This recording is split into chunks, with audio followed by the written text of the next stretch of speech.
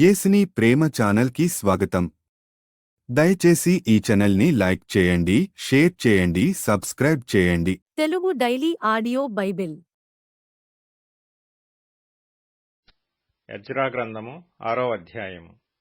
అప్పుడు రాజైన దర్యావేషు ఆజ్ఞ ఇచ్చినందున బబులోనులో ఖజానాలోని దస్తావేజు కొట్టులో వెదకగా మాదీయుల ప్రదేశమందు ఎగ్బతానా ఎను పురములో ఒక గ్రంథము దొరికెను. దానిలో వ్రాయబడియున్న ఈ సంగతి కనబడెను. రాజైన కోరెషు ఏలుబడిలో మొదటి సంవత్సరమందు అతడు యెరూషలేములో ఉండు దేవుని మందిరమును గూర్చి నిర్ణయించినది, బలులు అర్పింపదగిన స్థలముగా మందిరము కట్టింపబడవలెను. దాని పునాదులు గట్టిగా వేయబడవలెను. దాని నిడివి 60 మూరలను, దాని వెడల్పు 60 మూరలను ఉండవలెను. 3 వరుసలు గొప్ప రాళ్ల చేతను, ఒక వరుస క్రొత్త మ్రానుల చేతను కట్టింపబడవలెను. దాని వ్రయమును రాజు యొక్క ఖజానాలో నుండి ఇయ్యవలెను. మరియు యెరూషలేములోనున్న ఆలయములో నుండి నెబుకద్నెజరు బబులోనునకు తీసుకుని వచ్చిన దేవుని మందిరము యొక్క వెండి బంగారు ఉపకరణములు తిరిగి అప్పగింపబడి యెరూషలేములోనున్న మందిరమునకు తేబడి దేవుని మందిరములో వాటి స్థలమందు పెట్టబడవలెను.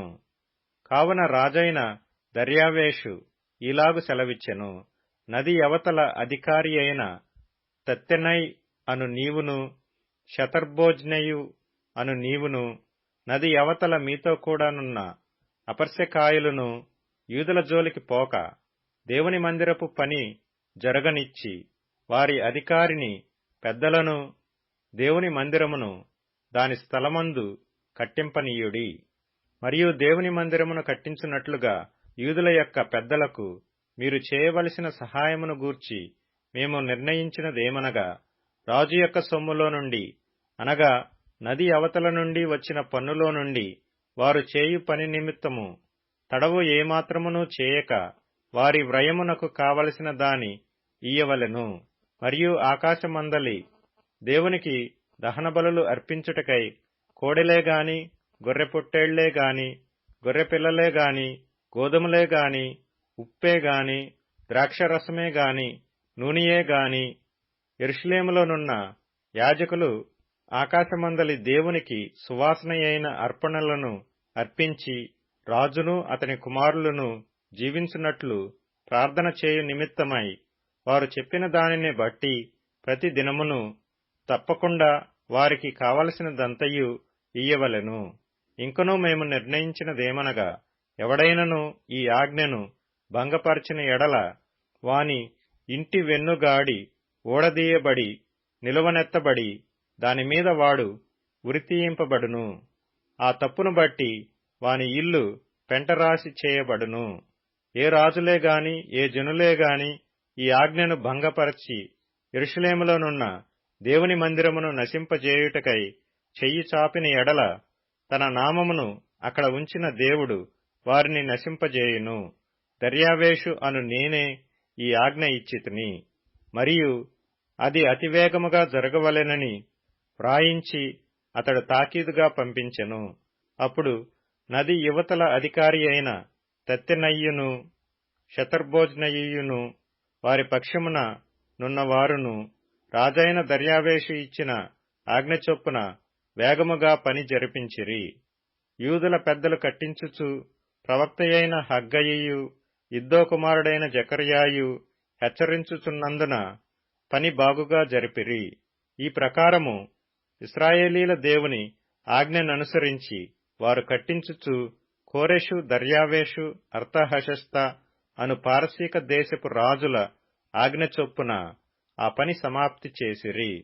రాజైన దర్యావేషు ఏలుబడియందు 6వ సంవత్సరము అదారు నెల 3వ నాటికి మందిరము సమాప్తి చేయబడెను. అప్పుడు ఇశ్రాయేలీయులను, యాజకులను, లేవీయులను, చెరలో నుండి విడుదల నొందిన తక్కిన వారును దేవుని మందిరమును ఆనందముతో ప్రతిష్ఠించిరి. దేవుని మందిరమును ప్రతిష్ఠించినప్పుడు 100 ఎడ్లను, 200 పొట్టేళ్లను, 400 గొర్రెపిల్లలను ఇశ్రాయేలీయులకందరికిని పాప పరిహారార్థ బలిగా ఇశ్రాయేలీల గోత్రముల లెక్క చొప్పున 12 మేకపోతులను అర్పించిరి.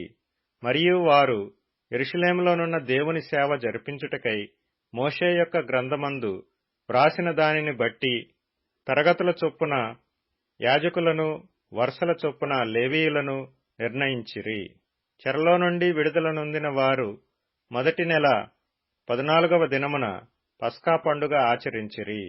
యాజకులను, లేవీయులను తమను తాము పవిత్రపరుచుకొని పవిత్రులైన తరువాత చెరలో నుండి విడుదల నొందిన వారందరి కొరకును, తమ బంధువులైన యాజకుల కొరకును, తమ కొరకును పస్కా పశువును వధించిరి. కావున చెరలో నుండి విడుదల నొంది తిరిగి వచ్చిన ఇశ్రాయేలీయులను ఇశ్రాయేలీల దేవుడైన యెహోవాను ఆశ్రయించుటకై దేశమందుండు అన్యజనులలో అపవిత్రత నుండి తమను తాము ప్రత్యేకించుకొనిన వారందరూ వచ్చి తిని పులియని రొట్టెల పండుగను 7 దినములు ఆనందముతో ఆచరించిరి. ఎలయనగా ఇశ్రాయేలీల దేవుని మందిరపు పని విషయమై వారి చేతులను బలపరచుటకు యెహోవా అష్షూరు రాజు హృదయమును వారి వైపు త్రిప్పి వారిని సంతోషింపజేసెను. ఎజ్రా గ్రంథము 7వ అధ్యాయము. ఈ సంగతులు జరిగిన పిమ్మట పారసీక దేశపు రాజైన అర్తహషస్త యొక్క ఏలుబడిలో ఎజ్రా బబులోను దేశము నుండి యెరూషలేము పట్టణమునకు వచ్చెను. ఇతడు సెరాయా కుమారుడై ఉండెను.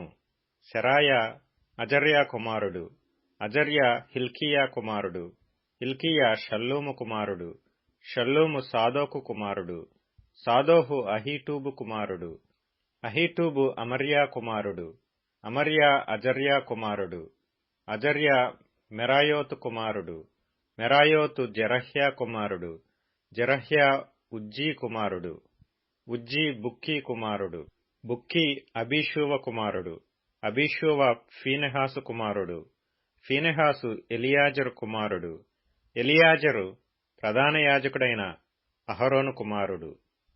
ఈ ఎజ్రా ఇశ్రాయేలీల దేవుడైన యెహోవా అనుగ్రహించిన మోషే యొక్క ధర్మశాస్త్రమందు ప్రవీణత గల శాస్త్రి. మరియు అతని దేవుడైన యెహోవా హస్తము అతనికి తోడుగా ఉన్నందున అతడు ఏ మనవి చేసినను రాజు అనుగ్రహించును. మరియు రాజైన అర్తహషస్త ఏలుబడి యందు 7వ సంవత్సరమున ఇశ్రాయేలీలు కొందరును, యాజకులు కొందరును, లేవీయులను, గాయకులను, ద్వారపాలకులను, నెతీనీయులను బయలుదేరి యెరూషలేము పట్టణమునకు వచ్చిరి. రాజు ఏలుబడి యందు 7వ సంవత్సరము 5వ మాసమున ఎజ్రా యెరూషలేమునకు వచ్చెను. మొదటి నెల మొదటి దినమందు అతడు బబులోను దేశము నుండి బయలుదేరి తన దేవుని కరుణాహస్తము తనకు తోడుగానున్నందున 5వ నెల మొదటి దినమున యెరూషలేమునకు చేరెను. ఎజ్రా యెహోవా ధర్మశాస్త్రమును పరిశోధించి దాని చొప్పున నడుచుకొనుటకును, ఇశ్రాయేలీలకు దాని కట్టడలను విధులను నేర్పుటకును దృఢ నిశ్చయము చేసుకొనెను. యెహోవా ఆజ్ఞల వాక్యముల యందును ఆయన ఇశ్రాయేలీలకు విధించిన కట్టడల యందును శాస్త్రియు యాజకుడునైన ఎజ్రాకు రాజైన అర్తహషస్త ఇచ్చిన తాకీదు నకలు. రాజైన అర్తహషస్త ఆకాశమందలి దేవుని ధర్మశాస్త్రమందు శాస్త్రియు యాజకుడునైన ఎజ్రాకు క్షేమము మొదలగు మాటలు వ్రాసి ఇలాగు సెలవిచ్చెను.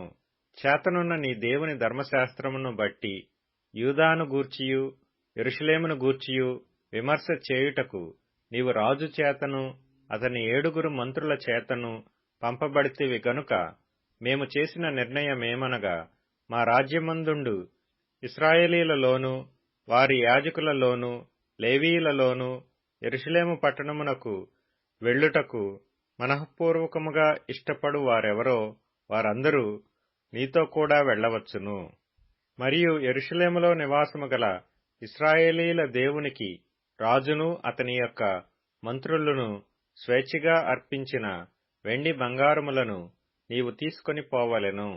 మరియు బబులోను ప్రదేశమందంతటా నీకు దొరకు వెండి బంగారములంతయును జనులను యాజకులను యెరూషలేములోనున్న తమ దేవుని మందిరమునకు స్వేచ్ఛగా అర్పించు వస్తువులను నీవు తీసుకొని పోవలెను.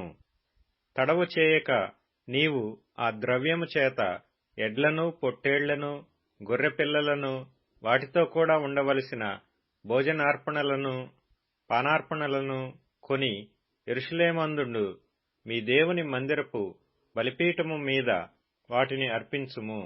మిగిలిన వెండి బంగారములతో మీ దేవుని చిత్తానుసారముగా నీకును నీ వారికిని యుక్తమని తోచిన దానిని చేయవచ్చును. మరియు నీ దేవుని మందిరపు సేవ కొరకు నీకియ్యబడిన ఉపకరణములను నీవు యెరూషలేములోని దేవుని ఎదుట అప్పగింపవలెను. నీ దేవుని మందిర విషయములో దానమిచ్చుటకై మరి ఏదైనను నీకు కావలసిన ఎడల అది రాజు యొక్క ఖజానాలో నుండి నీకియ్యబడును. మరియు రాజునైన అర్తహషస్త అను నేనే నది అవతలనున్న ఖజానాదారులైన మీకు ఇచ్చు ఆజ్ఞ ఏదనగా, ఆకాశమందలి దేవుని ధర్మశాస్త్రములో శాస్త్రియు యాజకుడునైన ఎజ్రా మిమ్మును ఏదైనా అడిగిన ఎడల ఆలస్యము కాకుండా మీరు దాని చేయవలెను. 1000 తూముల గోధుమలు, 200 మణుగుల వెండి, 300 తూముల ద్రాక్షారసము, 300 తూముల నూనె, లెక్కలేకుండా ఉప్పును ఇయ్యవలెను. ఆకాశమందలి దేవుని చేత ఏది నిర్ణయమాయనో దాని ఆకాశమందలి దేవుని మందిరమునకు జాగ్రత్తగా చేయింపవలసినది. రాజు యొక్క రాజ్యము మీదికిని అతని కుమారుల మీదికిని కోపమెందుకు రావలెను? మరియు యాజకులను, లేవీయులను, గాయకులను, ద్వారపాలకులను, నితీనీయులను, దేవుని మందిరపు సేవకులునైన వారందరినీ గూర్చి మేము మీకు నిర్ణయించినదేమనగా, వారికి శిస్తుగాని, సుంకముగాని, పన్నుగాని వేయుట కట్టడపు న్యాయము కాదని తెలుసుకొనుడి. మరియు ఎజ్రా నది అవతలనున్న జనులకు తీర్పు తీర్చుటకై నీ దేవుడు నీకు దయచేసిన జ్ఞానము చొప్పున నీవు నీ దేవుని యొక్క ధర్మశాస్త్ర విధులను తెలుసుకొనిన వారిలో కొందరిని అధికారులుగాను న్యాయాధిపతులుగాను ఉంచవలెను. ఆ ధర్మశాస్త్ర విషయములో తెలియని వారెవరో వారికి నేర్పవలెను. నీ దేవుని ధర్మశాస్త్రము గాని రాజు యొక్క చట్టము గాని గైకొనని వాడెవడో త్వరగా విచారణ చేసి మరణశిక్ష అయినను, స్వదేశ త్యాగమైనను, ఆస్తి జప్తి అయినను, ఖైదునైనను వానికి విధింపవలెను. యెరూషలేములో నుండు యెహోవా మందిరమును అలంకరించుటకు రాజునకు బుద్ధి పుట్టించినందునను, రాజును అతని మంత్రులను, రాజు యొక్క మహాధిపతులను నాకు దయ అనుగ్రహింపజేసినందునను మన పితరుల దేవుడైన యెహోవాకు స్తోత్రము కలుగునుగాక. నా దేవుడైన యెహోవా హస్తము నాకు తోడుగా ఉన్నందున నేను బలపరచబడి నాతో కూడా వచ్చుటకు ఇశ్రాయేలీల ప్రధానులను సమకూర్చితిని. ఎజ్రా గ్రంథము 8వ అధ్యాయము. రాజైన అర్తహషస్త ఏలుబడి కాలమందు బబులోను దేశము నుండి నాతో కూడా వచ్చిన ఇంటి పెద్దల వంశావళి. ఫీనెహాసు వంశములో గెర్షోమును, ఈతామారు వంశములో దానియేలును, దావీదు వంశములో హట్టూషును, షెకన్యా పరోషుల వంశములో జకర్యాయు వంశావళికి 150 మంది పురుషులను లెక్కింపబడిరి.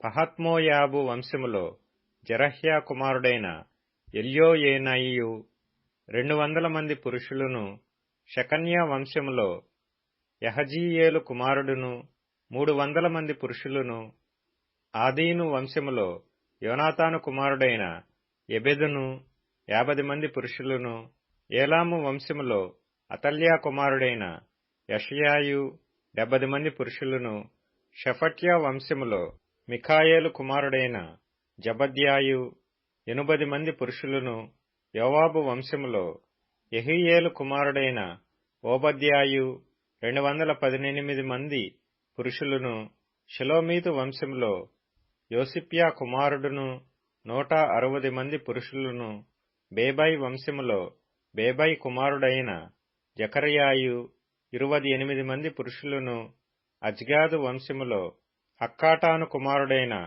యోహోనానును 110 మంది పురుషులను, అదోనీకాము యొక్క చిన్న కుమారులలో ఎలీపెలెటును, యెహీయేలును, షమయాయు 60 మంది పురుషులను, బిగ్వయు వంశములో ఊతయ్యును, జబ్బూదును 70 మంది పురుషులను. వీరిని నేను అహవా వైపునకు పారు నది యొద్దకు సమకూర్చితిని. అచ్చట మేము 3 దినములు గుడారములలో ఉంటిమి. అంతలో నేను జనులను యాజకులను తనిఖీ చూడగా లేవీయుడొకడునూ నాకు కనపడలేదు. అప్పుడు నేను పెద్దలైన ఎలీయేజరు, అరీయేలు, షమయా, ఎల్నాతాను, యారీబు, ఎల్నాతాను, నాతాను, జకర్యా, మెషుల్లాము అనువారిని, ఉపదేశకులగు యోయారీబు, ఎల్నాతానులను పిలువనంపించి కాసిప్యా అను స్థలమందుండు అధికారి అయిన ఇద్దో యొద్దకు వారిని పంపి, మా దేవుని మందిరమునకు పరిచారకులను మా యొద్దకు తీసుకుని వచ్చున్నట్లుగా కాసిప్యా అను స్థలమందుండు ఇద్దోతోనూ అతని బంధువులైన నెతనీయులతోనూ చెప్పవలసిన మాటలను వారికి తెలియజెప్పితిని. మా దేవుని కరుణాహస్తము మాకు తోడుగా ఉన్నందున వారు ప్రజ్ఞావంతుడైన ఒకనిని, షేరేబ్యాను, అతని కుమారులను, సహోదరులను 18 మందిని తోడుకొని వచ్చిరి. ఆ ప్రజ్ఞావంతుడు మహలి కుమారులలో ఒకడు. ఈ మహలి ఇశ్రాయేలునకు పుట్టిన లేవి వంశస్థుడు. హషబ్యాను అతనితో కూడా మెరారి కుమారుడగు యెషయాను, అతని బంధువులును వారి కుమారులునైన 20 మందిని వారు తోడుకొని వచ్చిరి. మరియు లేవీయులు చేయవలసిన సేవలో తోడ్పడుటకై దావీదును అధిపతులను నిర్ణయించిన నెతీనీయులలో 220 మంది వచ్చిరి. వీరందరూ పేర్లు ఉదాహరింపబడి నియమింపబడినవారు.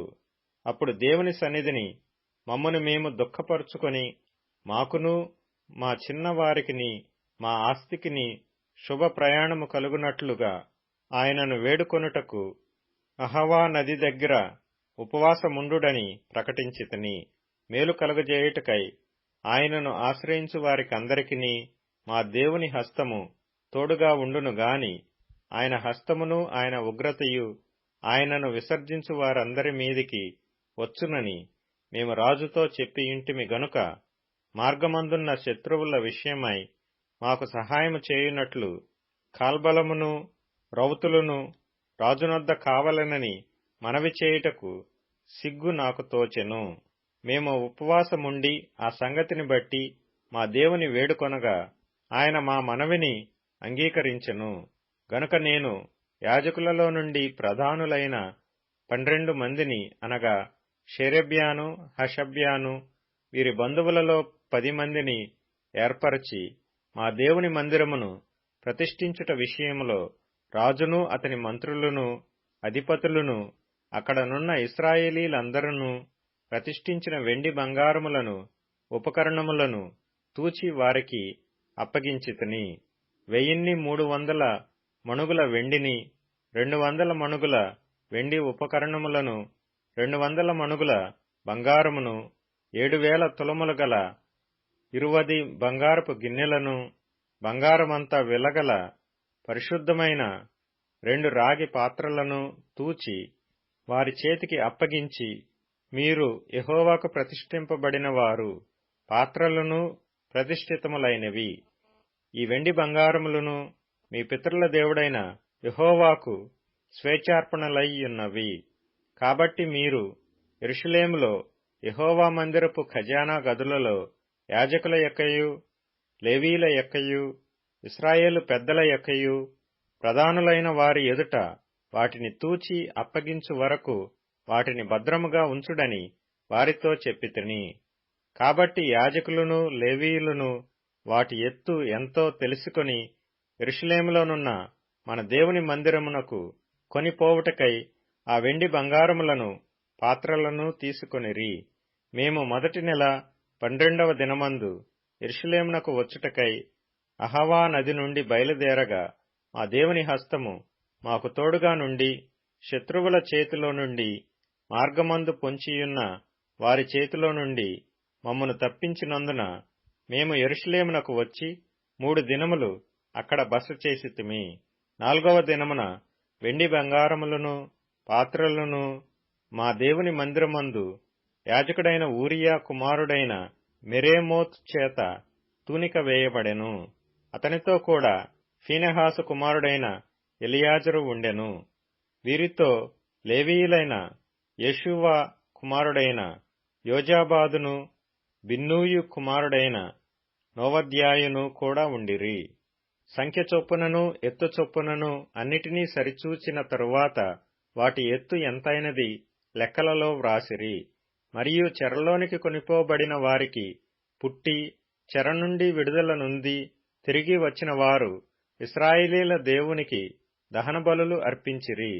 ఇశ్రాయేలీలందరి కొరకు 12 ఎడ్లను, 96 పొట్టేళ్లను, 77 గొర్రెపిల్లలను, పాపపరిహారార్థ బలిగా 12 మేకపోతులను తెచ్చి అన్నిటినీ దహనబలిగా యెహోవాకు అర్పించిరి. వారు రాజు యొక్క నిర్ణయములను రాజు యొక్క సేనాధిపతులకును నది యువతలనున్న అధికారులకును అప్పగించిన తరువాత వీరు జనులకును దేవుని మందిరపు పనికిని సహాయము చేసిరి.